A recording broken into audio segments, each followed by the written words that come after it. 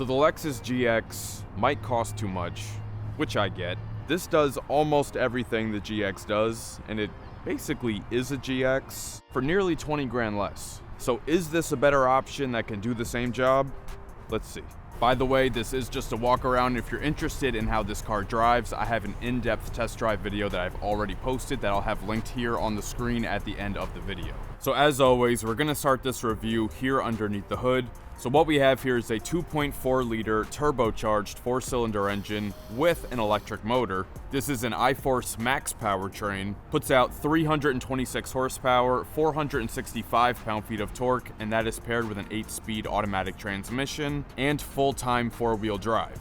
0 to 60 takes approximately 7.7 seconds. Fuel economy ratings are combined 23 miles per gallon, that's 22 in the city, 25 on the highway, and the capacity of the fuel tank is 17.9 gallons. And this can also tow up to 6,000 pounds. So the Land Cruiser comes in 2 trim levels for 2025. You have the 1958, and then you have the Land Cruiser, which is this one. There was a 3rd trim level last year, but that's gone this year, so now they streamlined it, it's just 2. So like I was saying earlier, how this and the Lexus GX 550 are basically the same car, well, you can kind of tell that just by looking at it. It's essentially the same sheet metal, except they gave it a different rear end, a different front end, a different rear end, and a different interior. But looking at it specifically from the side profile, you can see that it really is the exact same as the GX 550. It's got the same body lines, the same silhouette, these blacked out mirrors with the LED turn signal indicators that are power folding. These are the exact same as the GX. Even the gloss black accents on the top are the same as the GX. The shape of the windows, like everything is the same. And if you look at it from this far away, you might think it is the GX. And I would argue that this is even more rugged than the GX, because I mean, look at it, like all the black cladding like a true off-roader should have.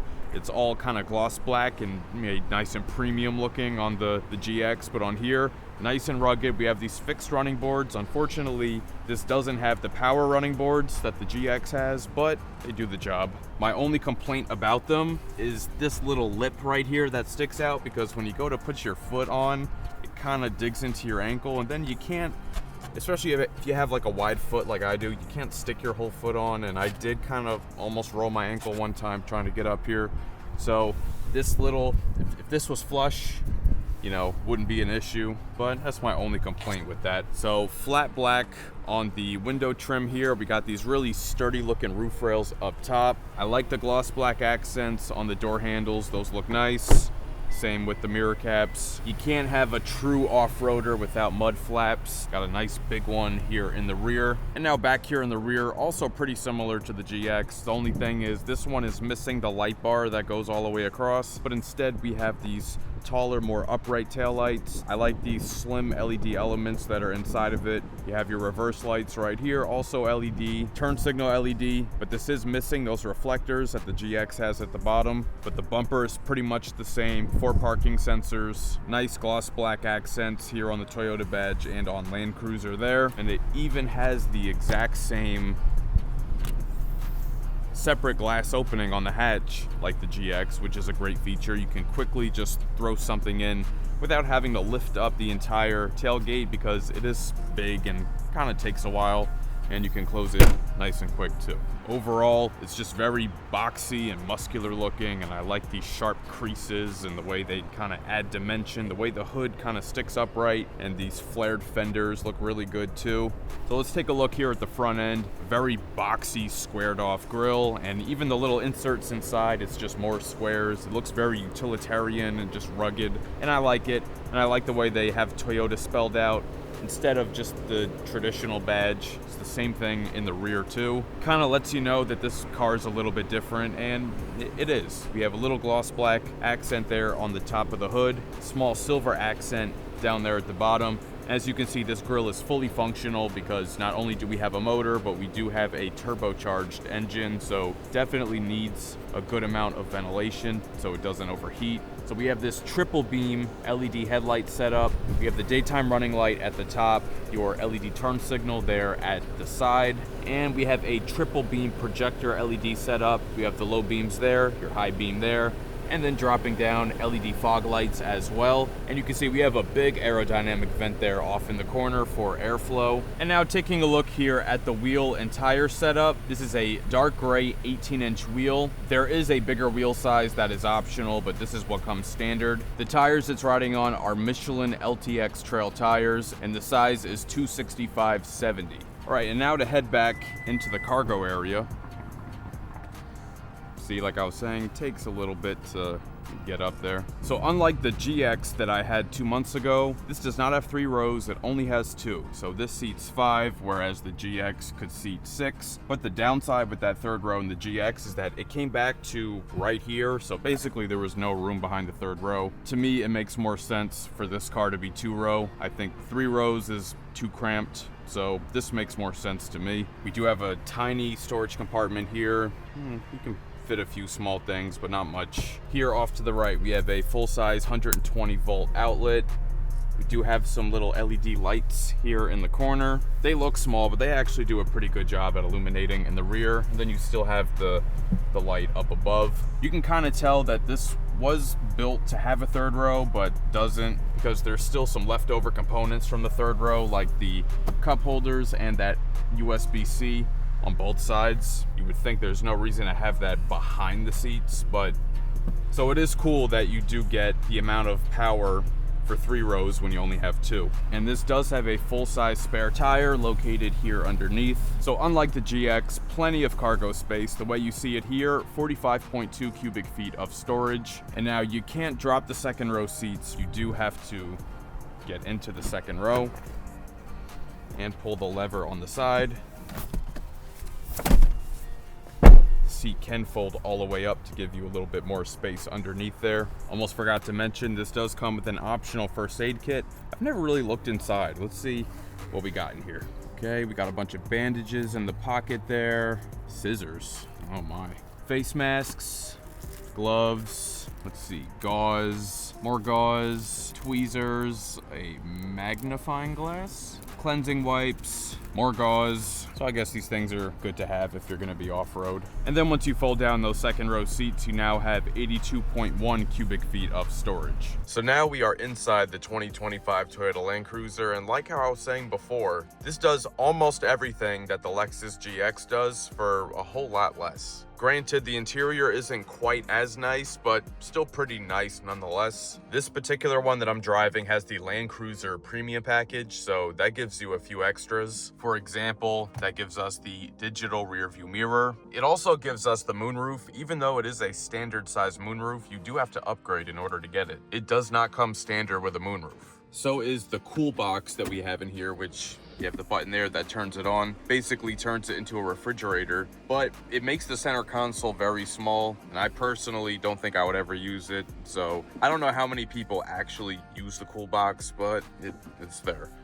It also comes with this 14-speaker JBL audio system. We'll listen to it in a little bit. You do get a head-up display, as you can see there. That is also part of the premium package. And actually, the leather seating is part of it as well. So you get leatherette on other trim levels, but we get leather on this premium package. It is a memory seat, so we have 2 memory settings for the driver. This does have an extendable thigh support, but it is manual only. But I've been driving around in it for the past week. It's very comfortable. It's got nice white contrast stitching, mostly perforated and heated and ventilated here in the front. This also has these Land Cruiser all-weather floor mats, but what you do get standard on this trim is a leather-wrapped steering wheel that is power tilting and telescoping. I like how it uses that same spelled out Toyota logo like on the exterior. It's a very rugged looking steering wheel. Looks like it's straight out of a truck. Kind of similar to the one in the Tundra. Controls are laid out very well. Phone, back button, and then this works your digital gauge display, voice command button, volume button. And then on the other side, you have your adaptive cruise control, lane keep assist stuff here, and then your fast forward and rewind for the audio there, and your mode button. Up above here, we have a 12.3-inch digital gauge cluster. It has 3 different zones, left, middle, and right, and you can display different information. So if I go through the options, we go over here on the left side, it can show engine, transmission, oil temperature, your turbo gauge, you can have it blank, fuel economy, navigation, audio. On the right side, pitch and roll for off-roading, trailer brake, auxiliary gauges. You can have it also blank. driving support, drive info, trip computer, tire pressure, and traction monitor. And then in the middle, settings, messages, blank, driving support, map. And then here in the center, we have this 12.3-inch infotainment touchscreen, which I do like better than the giant 14-inch screen found in the Lexus GX, as well as some of Toyota's other models. I think it's a little bit less intrusive. I think the 14-inch is a bit much. But of course, this has wireless Apple CarPlay and Android Auto. And this has Toyota's streamlined infotainment software where there's no home screen. You just have your icons here on the left side that take you to wherever you need to go. And in CarPlay, you can make them go away and just have full screen CarPlay, but very easy to get back to. This does have a cloud-based navigation system, but you do need to pay a subscription to use it. And now for the camera system, I put it in reverse. You can see we have a backup camera and a 360. The 360 looks pretty good. Backup camera has distance markers and trajectory. The resolution is good, but on this standard angle, you can't see a whole lot. Luckily, there is a wider angle. That's a lot better. You can see more of what's coming, although it does kind of distort it a bit more out at the ends, but at least you can still see what's coming. And now if I put it in drive, we have a forward-facing camera like that. Then we have the kind of 3D model look, although it's a little distorted looking. And then if you activate MTS, which we'll talk about in a little bit, then it gives you the side angles. That's used for off-roading to make sure you're not getting too close to any objects on the side of you. And then it also includes your pitch and roll on the bottom. So while on the topic of MTS, let's talk about it. So this dial right here says mode select. So you have drive mode lit up there. So it's in the drive mode.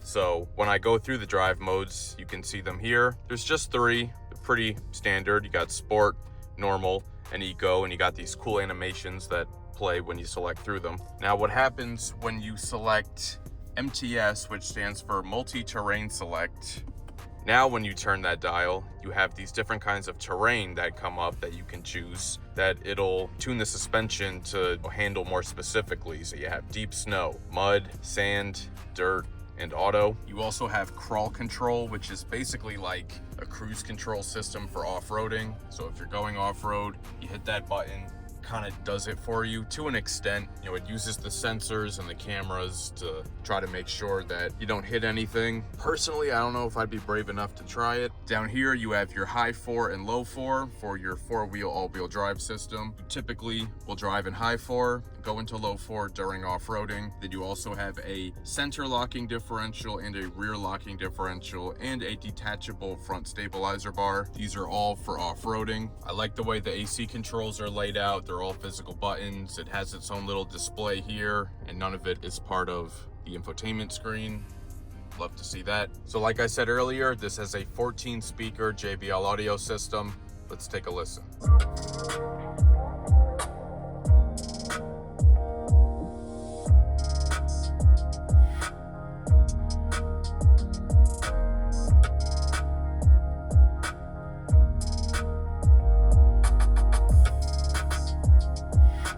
My only complaint about this system is that it's a little bit bass heavy, but other than that, pretty good. Now, I did not go over material quality yet. So up here, it's very soft, it's kind of spongy, similar to the one they use on the GX. And then there's like a very soft textured plastic, almost feels like leatherette. Not sure exactly which one it is, but nice and soft here on the upper dash. So that gives this a pretty high-end premium feel. There's also a big padded section down here, so you have somewhere comfortable to rest your knee. Same soft touch up here, all along the side here. Then you have your brown stitched leather over here. Another padded area here for your other knee. Love to see that. And you know, for a car this big, the storage pocket's pretty tight there. And then inside the glove box, also really not that big either. You can see these documents take up that whole space up there. You got a little bit there and tiny bit down there, so not very spacious. As far as connections up in the front, you can see we have 3 USB-C ports and a wireless charger. Now, while the wireless charger, it's worked well, it doesn't have any clips or stoppers to hold the phone in place. So sometimes on quick turns and stuff, the phone will slide around on it. So that's the only complaint. So now I'm sitting in the back right behind where I'd have the driver's seat adjusted for myself. I'm 6 feet tall. I don't have that much room to spare, I have to say, maybe 2 or 3 inches. And I feel like I put my seat further forward than most. I like to be closer to the steering wheel. Pockets behind both seats, that's a good thing. Just like the GX, it has this really intrusive plastic piece down here at the bottom. I like how it has Land Cruiser spelled across here. We knew in a car like this, they had to put it somewhere on the interior, so there it is. So we have a rear AC control center. You can control the temperature, mode, fan speed, and on and off. Down below for connection, we have a 12 volt and 2 USB-C ports. The material quality on the back seat is the same as up front, but I am surprised to see no sunshades on a top trim level SUV. I mean, the GX has it, but I would expect this to have it too. And then we have the center armrest folded down, 2 cup holders, and pretty soft. MSRP of this 2025 Toyota Land Cruiser with its options is $68,695. So that is going to wrap up this review of the 2025 Toyota Land Cruiser. Big thank you to Toyota for sending me this Land Cruiser to keep for an entire week so that I can give you guys the most thorough review possible. Let me know your thoughts on the 2025 Toyota Land Cruiser down in the comments. If you enjoyed this video, please share with a friend and subscribe. It'll really help the channel grow. Hit the notification bell so you don't miss any new videos, and be sure to follow @Optical Automotive on TikTok and Instagram, and check out the page on Facebook. Thank you so much for watching, and I'll catch you guys later.